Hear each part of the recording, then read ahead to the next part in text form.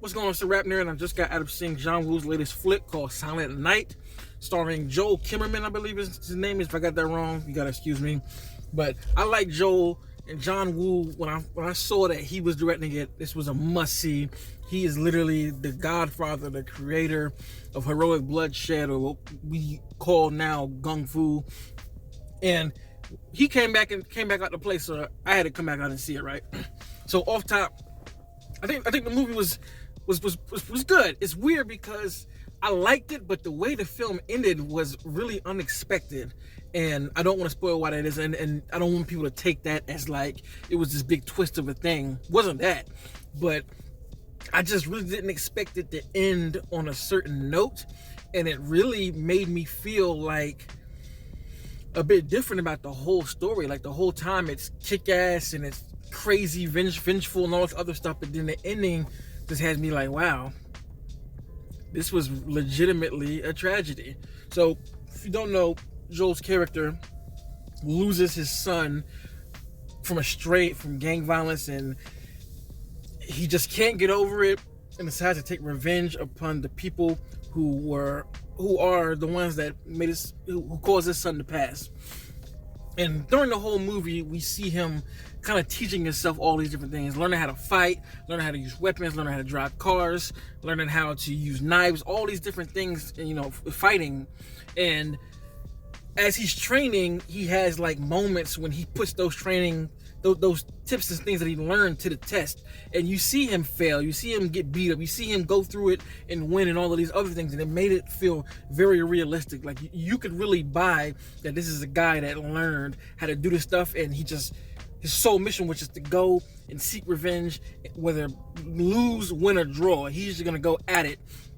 I think they depicted that really, really well in the choreography, as well as everybody who's fighting here. All of the action, everything is handled stylistically, but realistically gritty to where it's messy, so it doesn't look A1 perfect when people are shooting or when people are fighting. It just feels like real people who are skilled at whatever they do and they're doing on camera. So I really like that, and they really hone in on the grief aspect of the film, and that's one of the things I didn't really see coming.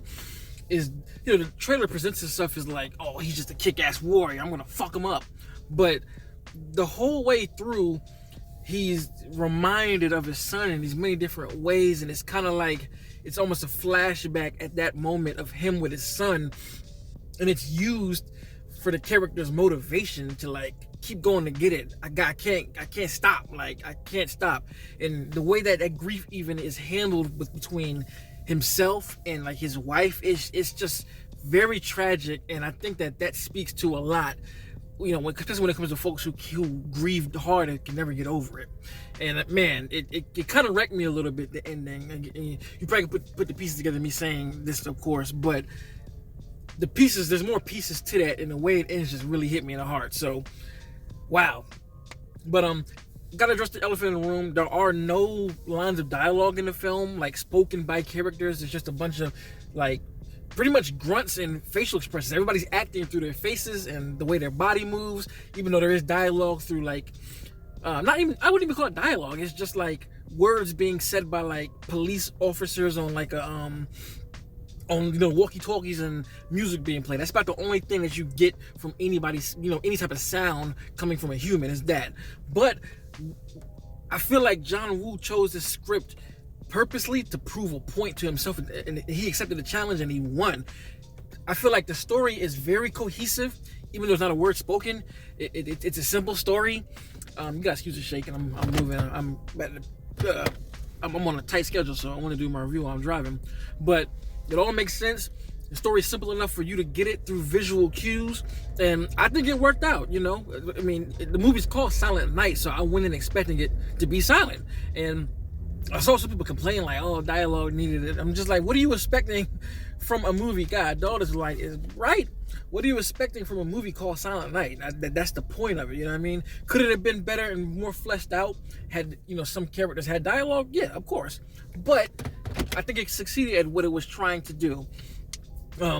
Now, I will say you have to lend yourself to certain aspects of the film, of course, like you would with anything, because even though, you know, he's training and does these things, there are things that he does that's like, okay, how does he know how to do that? And with any action film with such stylization, you kind of got to lend yourself in certain ways.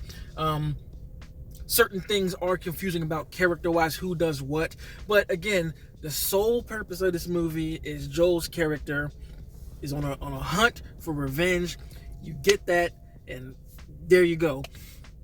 Kid Cudi's in it too. He plays an officer, and he kind of was pointless. I feel like his inclusion wasn't necessarily needed because it didn't serve the story that well to me.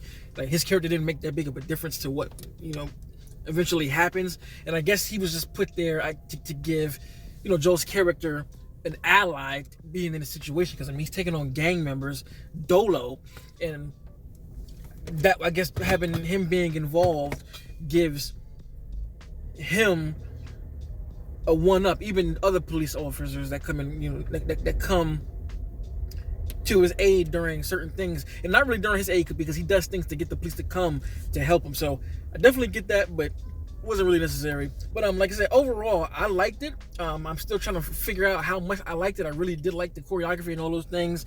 It's a beautiful looking film, especially the third act when we go into like video game mode, and it's just done really, really well. And I enjoyed it. I just have to get over the trauma of the film, because it really weighed heavier on me than I expected to. I found myself thinking about, damn, that's crazy. That's all I'm gonna say about that. So if you've seen Silent Night, let me know in the comments what you think. Did you like it? Did you love it? And let me also say, this is not John Woo's best work. I don't want people going in thinking you're gonna get fucking Hard Boiled or Face Off or any of those movies. It's not that, but it's still a nice modern film for him to put on his filmography utility belt. So again, let me know in the comments what you thought. Did you like it? Did you love it? Where do you rank it if you can think of all of the movies? And let me know what you felt about the action, no dialogue. How did it work for you? And as usual, if you like this kind of content, make sure to like and subscribe. And if you already are subscribed, thank you. And until next time, peace. RapNerd Productions, no capping, that's word to mommy.